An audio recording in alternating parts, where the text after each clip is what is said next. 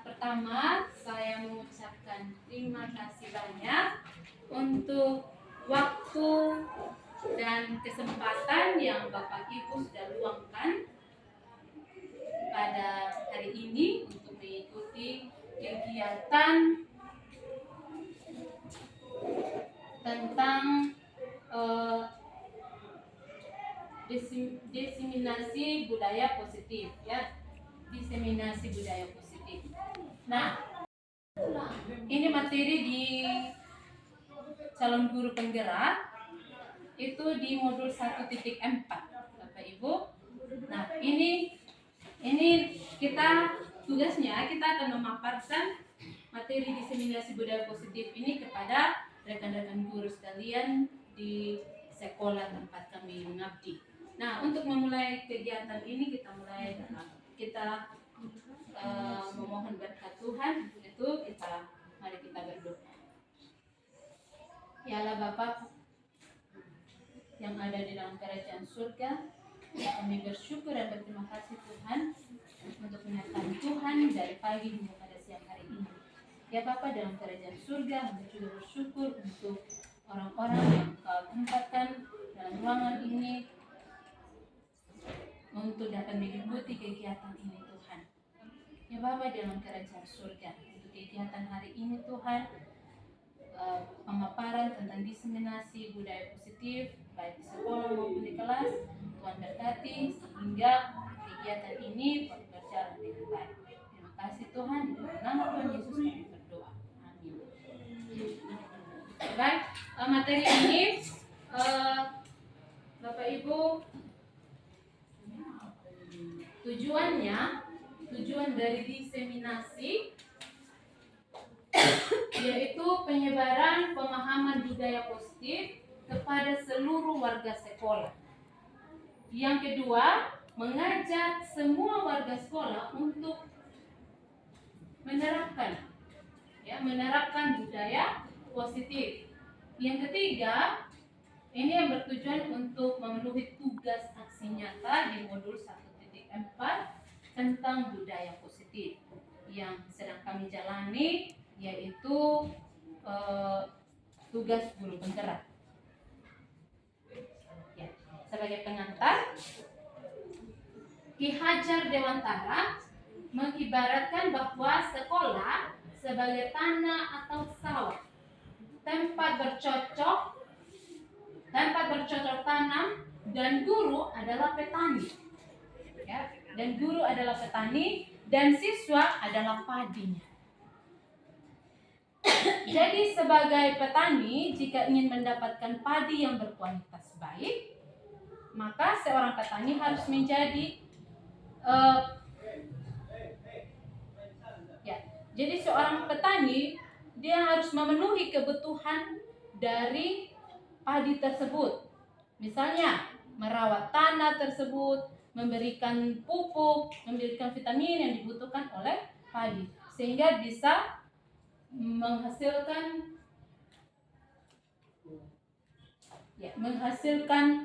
padi yang berkualitas. Seperti itu. Nah, begitu juga kita Bapak Ibu guru yang mengajar di sekolah. Sebagai guru tentunya kita memiliki tujuan, yaitu menghasilkan peserta didik yang berkarakter, berbudi pekerti yang baik. Jadi sebagai guru juga harus menjaga, melindungi murid dari hal-hal yang tidak baik, supaya tercapai tujuan kita menghasilkan peserta didik yang berkarakter baik dan berkualitas sesuai dengan profil pelajar Pancasila. Jadi itu tujuannya kita Bapak Ibu guru kalau kita mengajar peserta didik, karena kita memiliki tujuan. Tujuan yang pertama itu menghasilkan peserta didik yang berkarakter. Jadi kita menurut Ki Hajar Dewantara, kita ini bagaikan petani dan peserta didik itu bagaikan padi. Kalau kita mau menghasilkan, biasa Pak Oscar mereka itu di sawah biasanya tanam padi, pasti pingin itu padi yang berkualitas. Pasti ada kiat-kiat untuk mendukung itu padi supaya berkualitas. Itu juga kita sebagai guru. Bagaimana kita bisa menghasilkan peserta didik yang berkualitas, berkarakter yang baik? Yaitu apa? Menjaga mereka, kemudian mendukung mereka ke hal-hal yang baik. Kemudian melindungi.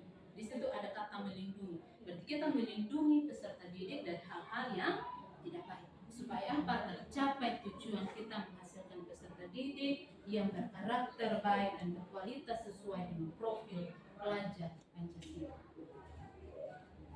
Nah, profil pelajar Pancasila seperti beriman, bertakwa kepada Tuhan Yang Maha Esa, dan berakhlak mulia. Yang kedua, mandiri, yang ketiga bergotong royong, keempat berbineka tunggal ika, 5 bernalar kritis, 6 kreatif. Seperti itu profil pelajar Pancasila yang ingin kita capai pada peserta didik.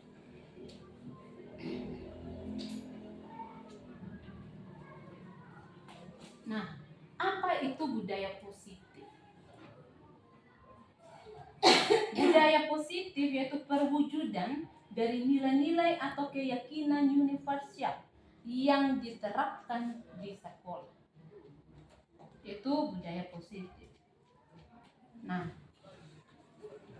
di budaya positif ini ada konsep-konsep inti yang akan kita bahas pada siang hari ini, yaitu yang pertama perubahan paradigma belajar, yang kedua disiplin positif, yang ketiga nilai-nilai kebajikan, keempat kebutuhan dasar manusia, yang kelima motivasi perilaku manusia, yang keenam posisi kontrol guru, dan yang ketujuh keyakinan kelas, dan segitiga restitusi.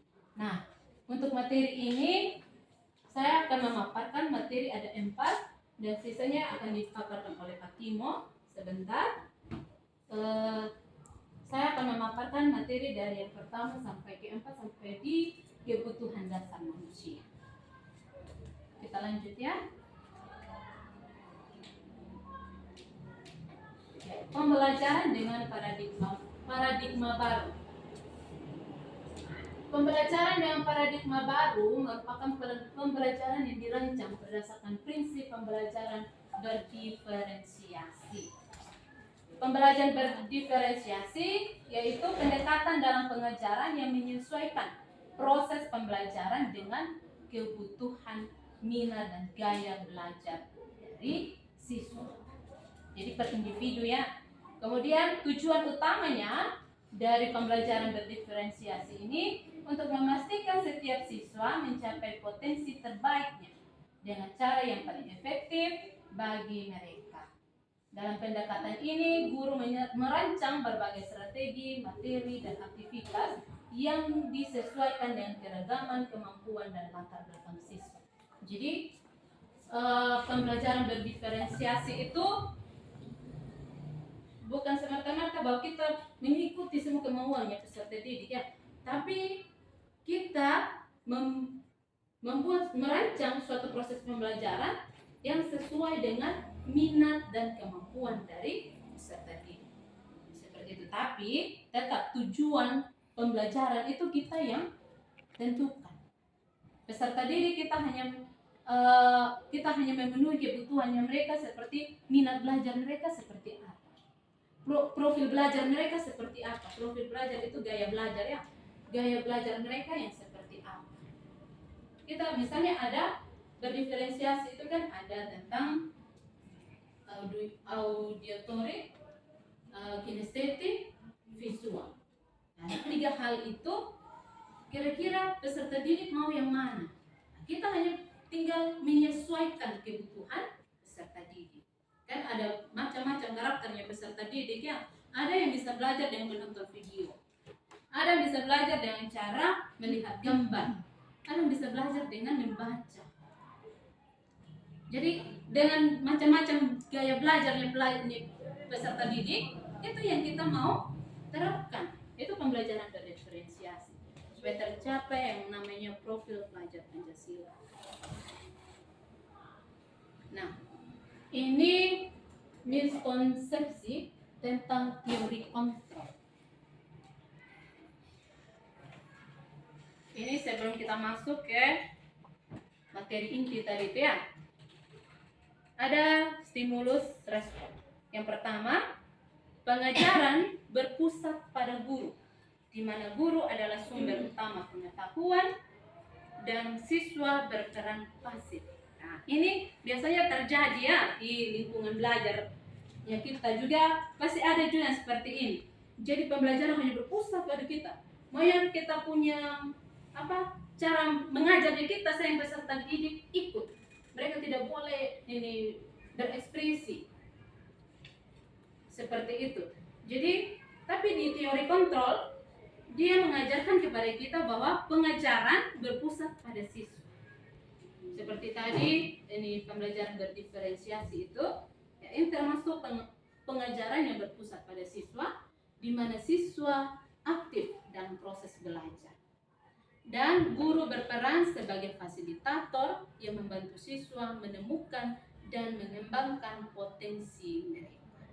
Jadi kita di pembelajaran berdiferensiasi, kita sebagai guru hanya sebagai fasilitas, memfasilitasi kebutuhan mereka.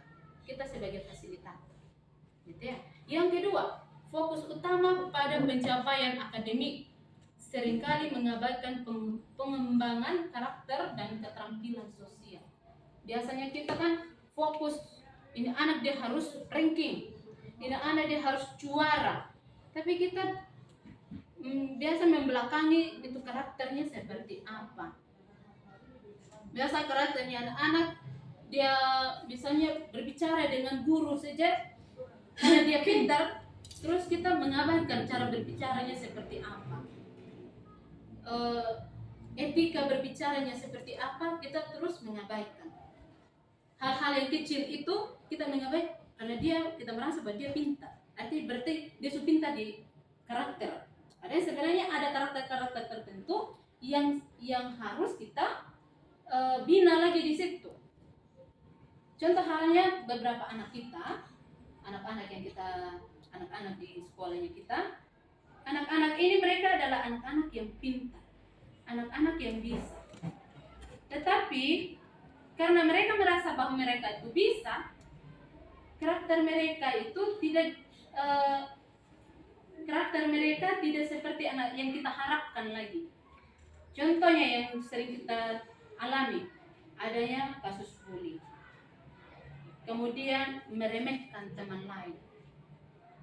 Hal-hal seperti ini yang sebenarnya kita fokus lagi selain di akademik, tapi biasa kita fokus pada akademik mereka saja.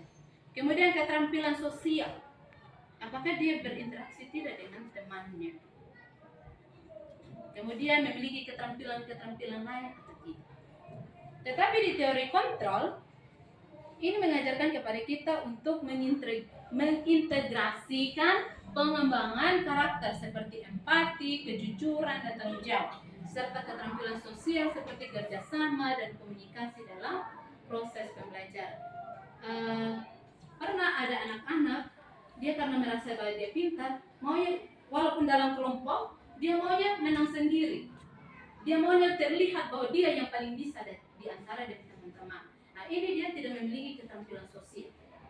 Dia maunya semua dia kerja, dia merasa bahwa dia teman tidak bisa, kasihan biasa yang kerja. Biasa seperti itu yang kita temukan di anak-anak. Tapi kita mau mengajarkan sama dia bagaimana dia memiliki keterampilan sosial seperti bisa berkomunikasi dalam proses pembelajaran, mengajak teman-teman untuk bisa bekerja sama. Lanjut, disiplin diterapkan melalui hukuman yang cenderung menciptakan rasa takut dan ketidaknyamanan. Jadi biasanya kita, apalagi kalau kita kasih PR baru anak-anak tidak kerja, apa yang kita lakukan Bapak Ibu?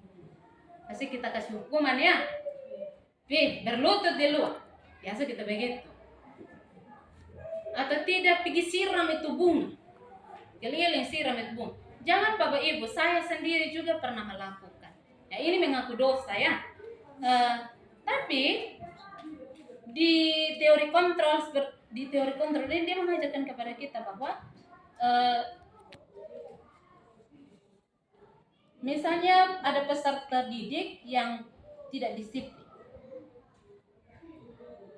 diajarkan kepada kita untuk melakukan pendekatan disiplin restitusi, menekankan pada perbaikan hubungan, pemahaman kesalahan, dan tanggung jawab, sehingga terciptanya lingkungan yang aman dan mendukung. Jadi kita sebagai Bapak Ibu guru, bagaimana membuat peserta didik ini sadar akan apa yang dia lakukan itu salah. Bagaimana caranya? Sebentar akan dijelaskan. Kita lanjut lagi. Yang keempat, pembelajaran seragam untuk semua siswa tanpa memperhatikan perbedaan individual. Biasanya kalau kita sudah mengajar Bapak Ibu, kita seragam satu kali mengajar dengan cara itu, ya itu sudah. Misalnya dengan cara visual. Kalau dengan cara visual, semua itu ada tentang visual sudah. Misalnya contoh ya, misalnya kita mengajar dengan ceramah atau menulis hal-hal penting di papan, itu sudah kita lakukan. Atau kita mengelompokkan peserta didik, asal-asal kita mengelompokkan tanpa melihat kebutuhan peserta didik. Misalnya anak ini dia gaya belajar kinestetik, kita tidak perhatikan lagi itu, kita langsung kasih seragam satu kali. Itu yang biasa kita lakukan. Tapi di teori kontrol, pengajaran disesuaikan dengan kebutuhan, minat, dan gaya belajar siswa, mengakui dan menghargai keberagaman dalam kelas. Jadi kita untuk pembelajaran seperti ini, kita melihat kebutuhan peserta didik, minat belajarnya seperti apa, atau gaya belajarnya seperti apa. Lanjut. Yang kelima, lingkungan belajar yang kompetitif, di mana siswa bersaing untuk nilai dan pengakuan. Saya juga biasa melakukan, teman-teman, di dalam kelas. Saya biasa bilang, anak-anak, bersaing. Kalau mau dapat ranking, belajar supaya bisa ranking. Bersaing, jangan sekarang yang ini yang ranking, nanti yang berikut lagi dia lagi yang ranking, tapi harus bersaing. Akhirnya kita menciptakan suatu kompetitif di dalam kelas itu. Akhirnya mereka hanya mau belajar karena mau bersaing. Tetapi di teori kontrol ini, kita menciptakan peserta didik yang mau belajar karena dia sadar akan pentingnya pendidikan. Karena dari dia mau belajar karena dari dalam dirinya dia sadar. Ya, seperti lingkungan belajar yang kolaboratif, di mana siswa didorong untuk bekerja sama, saling mendukung, dan belajar dari satu sama lain. Ya, supaya jangan adanya bersaing di dalam kelas, ya kita harus menciptakan peserta didik yang kolaboratif, saling membantu di dalam kelas. Apabila melihat temannya kurang mampu, dia harus bisa membantu temannya. Itu yang harus kita tanamkan kepada peserta didik, bukan bersaing, tetapi saling membantu untuk teman-teman yang kurang bisa, ya. Disiplin positif. Bapak Ibu guru, disiplin itu, tujuan kita adanya disiplin itu untuk apa? Adanya disiplin itu untuk apa? Misalnya tujuannya kita supaya sekolah ini tertib, sekolah ini taat aturan, seperti itu kan yang kita harapkan. Nah, disiplin, saya baca sedikit dia punya pemahaman tentang disiplin. Konsep yang mengacu pada pengaturan dan pengendalian diri serta perilaku, baik secara individu maupun dalam konteks kelompok atau komunitas. Disiplin seringkali melibatkan pemahaman, pengembangan, dan penerapan aturan, norma, dan prinsip tertentu untuk mencapai tujuan tertentu, baik secara pribadi maupun dalam lingkungan yang lebih luas seperti keluarga, sekolah, ataupun tempat kerja. Nah, ini biasa kita harus terapkan disiplin supaya warga-warga sekolah bisa menaati peraturan.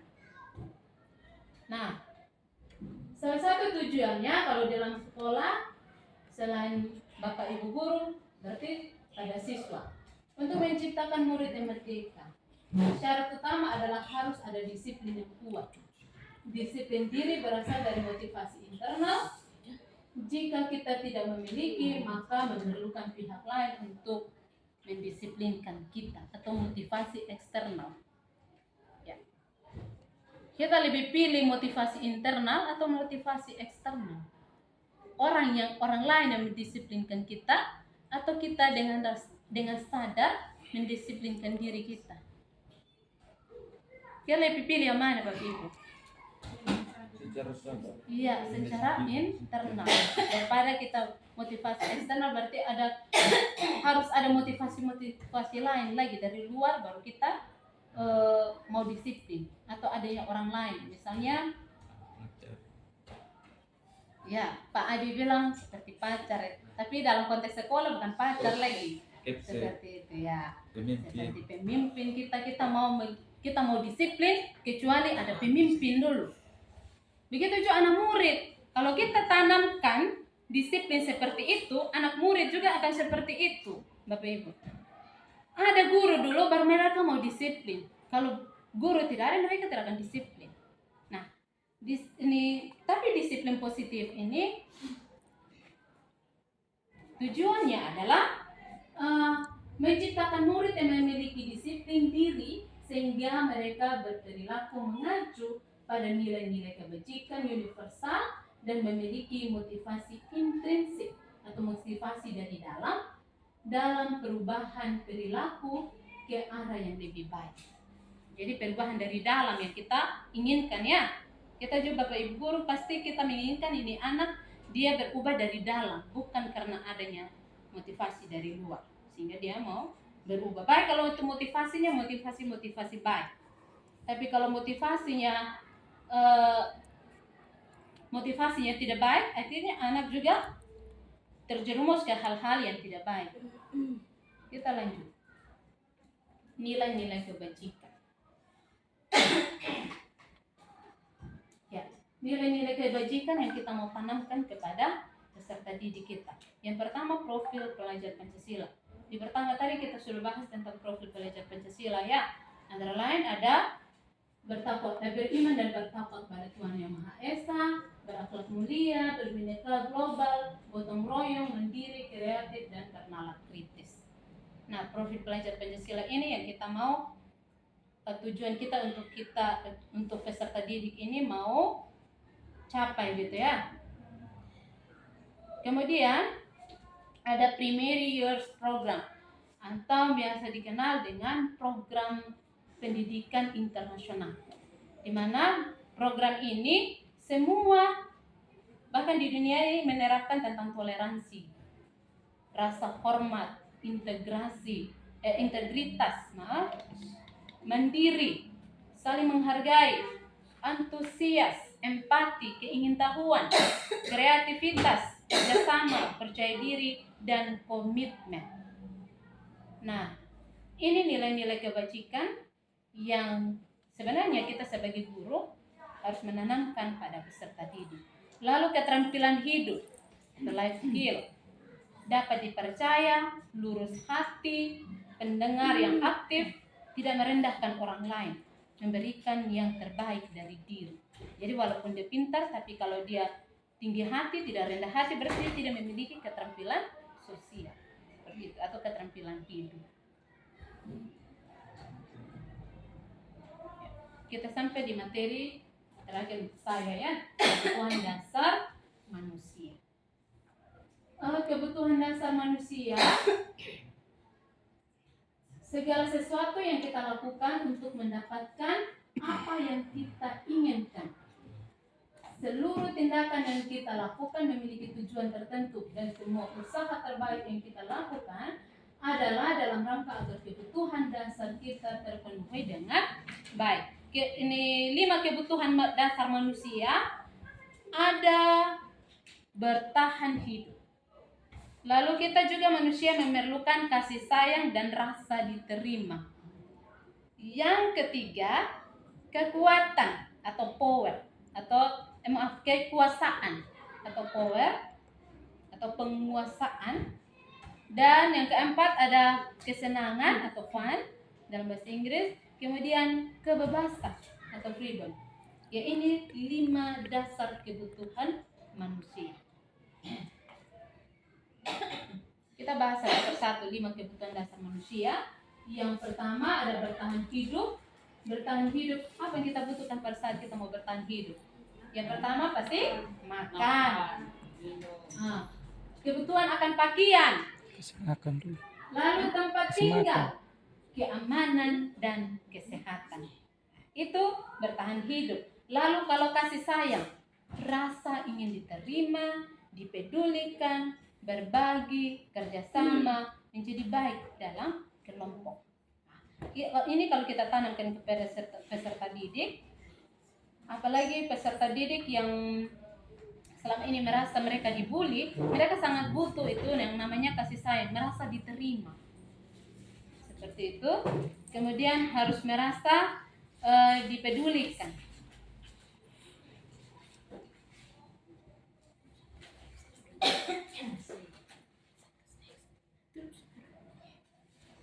Kemudian yang ketiga, penguasaan.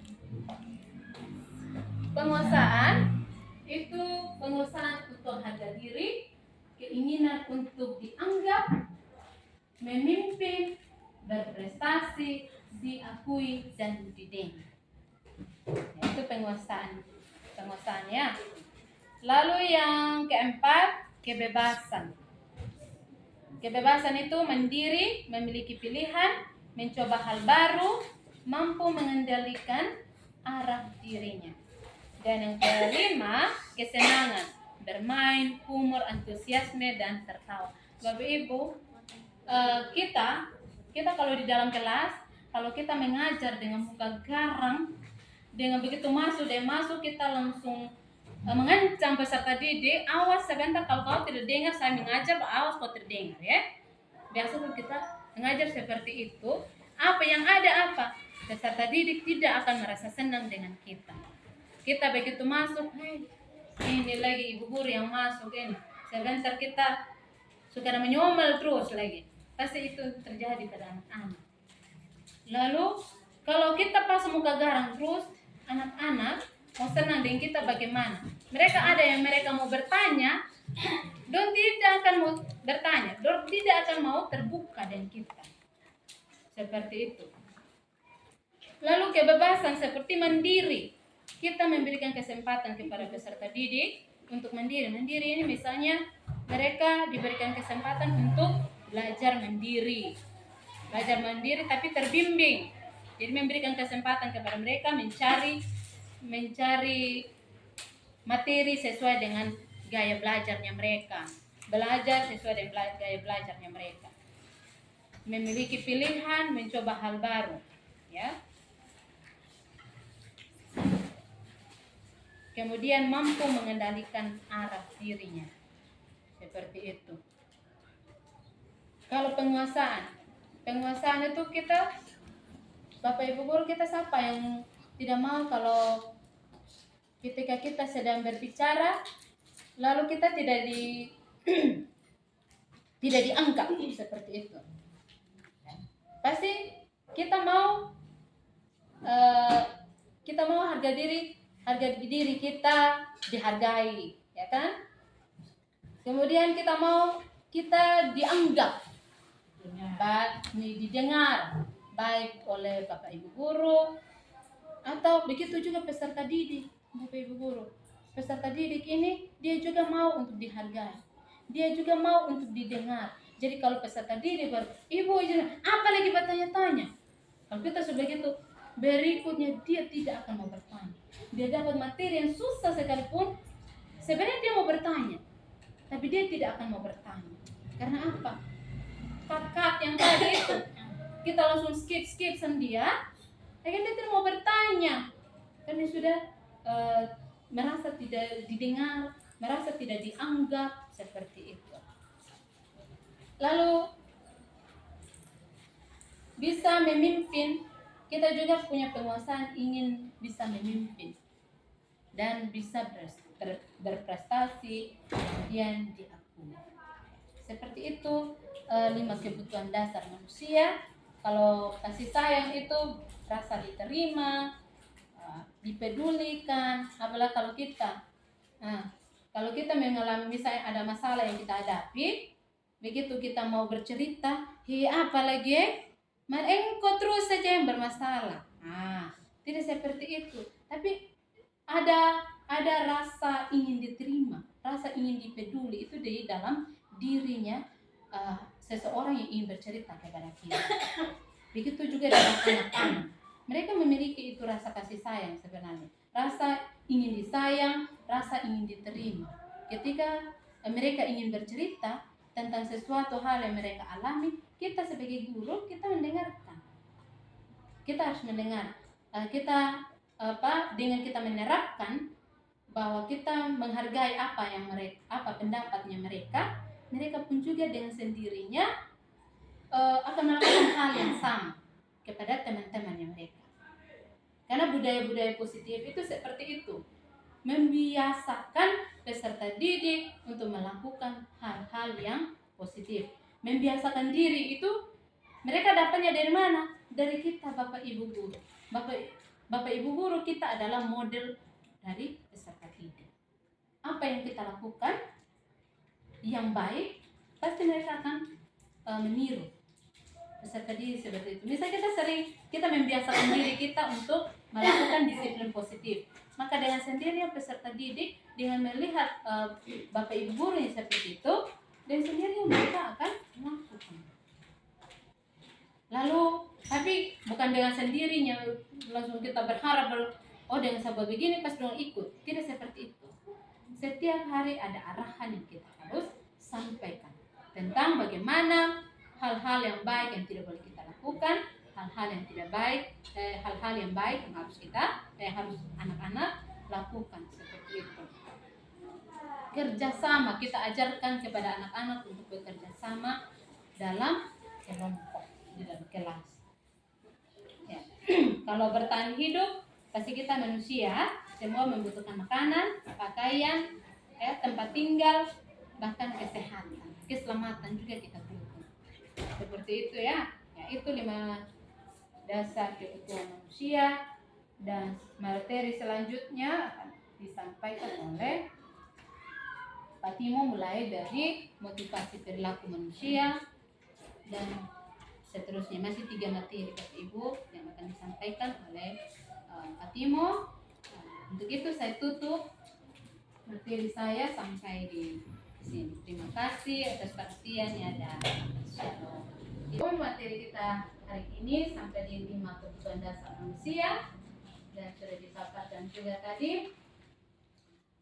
Untuk itu saya menutup kegiatan ini. Terima kasih Bapak Ibu guru yang sudah meluangkan waktu untuk mengikuti kegiatan ini.